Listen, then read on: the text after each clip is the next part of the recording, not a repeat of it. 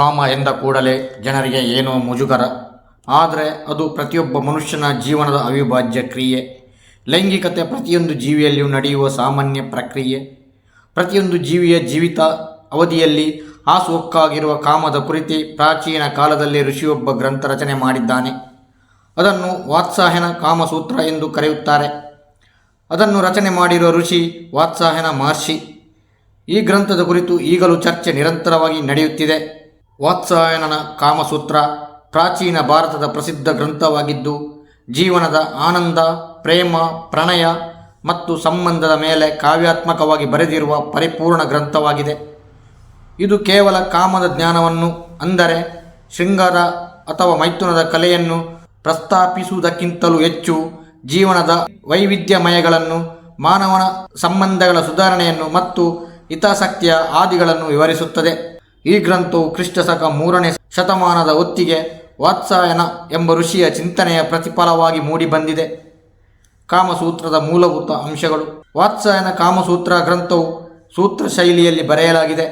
ಸೂತ್ರ ಅಂದರೆ ಸಣ್ಣದಾಗಿರುವ ಆದರೆ ಅಗಾಧ ಅರ್ಥವನ್ನು ಹೊಂದಿರುವ ವಾಕ್ಯಗಳು.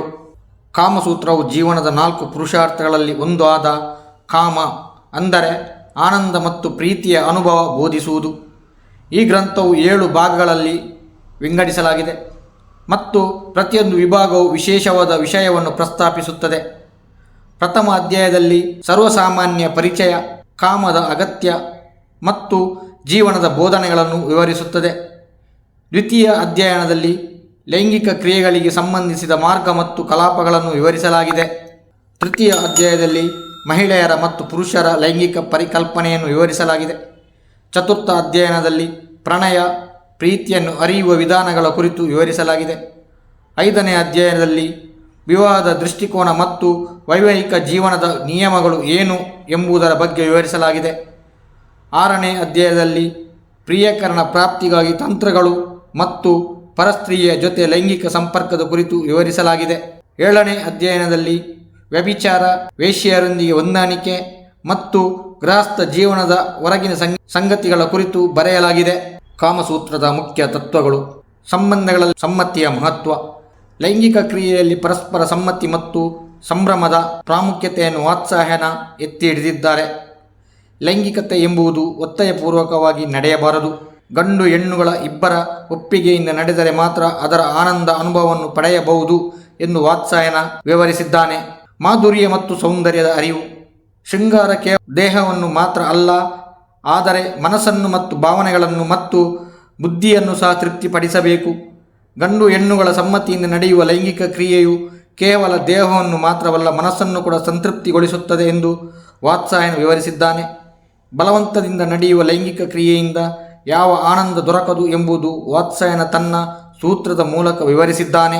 ಸುಖಕರ ಜೀವನಕ್ಕಾಗಿ ಸಂಬಂಧಗಳನ್ನು ಸಂವೇದನಶೀಲವಾಗಿ ಹತ್ತಿರ ಮಾಡಿಕೊಂಡು ಅವುಗಳ ಮೇಲೆ ಕಾರ್ಯನಿರ್ವಹಿಸುವ ಕುರಿತು ಪ್ರಸ್ತಾಪಿಸಲಾಗಿದೆ. ಕಾಮಸೂತ್ರವು ಕೇವಲ ಲೈಂಗಿಕತೆ ಮಾತ್ರವಲ್ಲ, ಸಂಸ್ಕೃತಿಯ, ಕಲೆಯ ಮತ್ತು ಜೀವನದ ಆನಂದದ ಪರಿಪೂರ್ಣ ಧಾರಾವಾಹಿಯಾಗೂ ಕಾರ್ಯನಿರ್ವಹಿಸುತ್ತದೆ. ದೇಹ ಮತ್ತು ಮನಸ್ಸಿನ ಬೇಡಿಕೆಗಳನ್ನು ಪರಿಹರಿಸಲು ಪರಸ್ಪರ ಪ್ರೀತಿ ಪ್ರಾಮುಖ್ಯತೆಯನ್ನು ವಾತ್ಸಾಯನ ಕಾಮಸೂತ್ರ ತಿಳಿಸುತ್ತದೆ. ವಾತ್ಸಾಯನ ಕಾಮವನ್ನು ಮಾನವನ ಜೀವನದ ಸಹಜ ಭಾಗವಾಗಿ ನೋಡುತ್ತಾನೆ. ಲೈಂಗಿಕತೆ ಎಂಬುದು ಮಾನವನ ಸಹಜ ಪ್ರಕ್ರಿಯೆ. ಅದನ್ನು ಕೆಟ್ಟದಾಗಿ ವಾತ್ಸಾಯನ ನೋಡಿಲ್ಲ ಅಥವಾ ವಿವರಿಸಿಲ್ಲ.